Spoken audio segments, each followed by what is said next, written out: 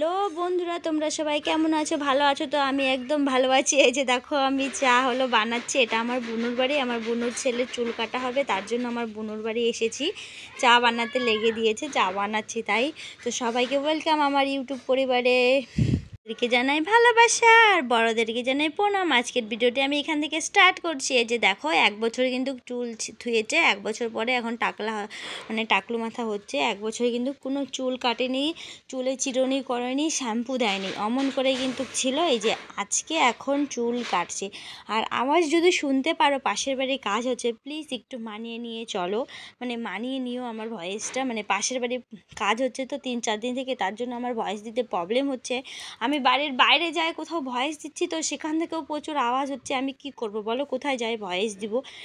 বেশি কিছু তুলতে পারিনি, কারণ সারাদিন খুব ব্যস্ত ছিলাম। তাই যেটুকুনো তুলেছি সেটুকুনই শেয়ার করছি। এই যে এখন কিন্তু ওই যে জল ঢালছে, তারপরে এটার মধ্যে দুধ আর শান্তি জল আছে, শান্তি জল দিয়ে তারপরে হলো এই যে টাকলো করা হবে। যেহেতু চুল আগে আমরা অন্য জল দিয়ে ভিজাই, এটা না, এটা শান্তি জল দিয়ে ভিজাতে লাগে। তারপরে তো জানো কীর্তন হয়েছে, যখন চুল কাটে তখন কিন্তু কীর্তন হয়। কীর্তনের ভয়েসটা অবশ্য আমি দিতে পারিনি।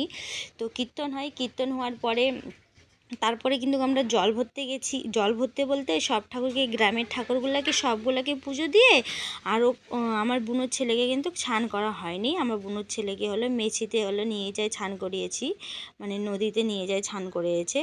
আর বাড়ি এসে সবাই কিন্তু ওই মেছি নদীর জল শরীরে দিয়েছে।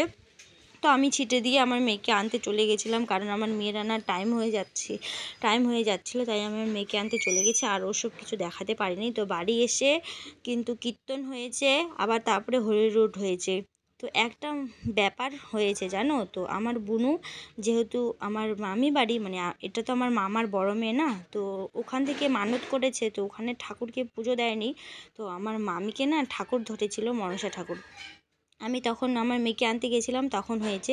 ওই 1 ঘন্টা 2 ঘন্টা নিয়েছিল। তার মধ্যে আমি আমার মেয়েকে নিয়ে দোকানে গেছিলাম, দোকান থেকে মাছ খেয়ে এসেছিলাম, দেখে আমার মামির বাড়ি আর ঢুকিনি, আর ভিডিও করতে পারিনি। তো এই যে এখন সন্ধ্যাবেলায়, এই যে এখানে দেখছি, এটা আমার মাসির ছেলে, ওটা মামির ছেলে, মাসির ছেলে, সবাই এখানে আছে।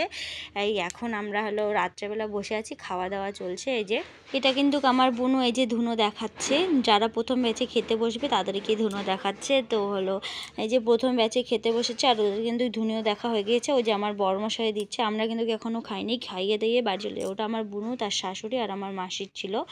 আর এই যে এখানে আশীর্বাদ হচ্ছে। তো আমরা এখন খাইয়ে দাইয়ে কিন্তু বাড়ি চলে যাব। তো ভিডিওটা কেমন হয়েছে বন্ধুরা, ভালো লাগলে লাইক কমেন্ট শেয়ার করে দিও। আর যারা নতুনরা আমার ভিডিও দেখছে, ছোট্ট একটা লাইক করে দিও আমার ভিডিও, তাহলে তোমরা দেখতে পারবে। আর চ্যানেলটা সাবস্ক্রাইব করে দিও বন্ধুরা।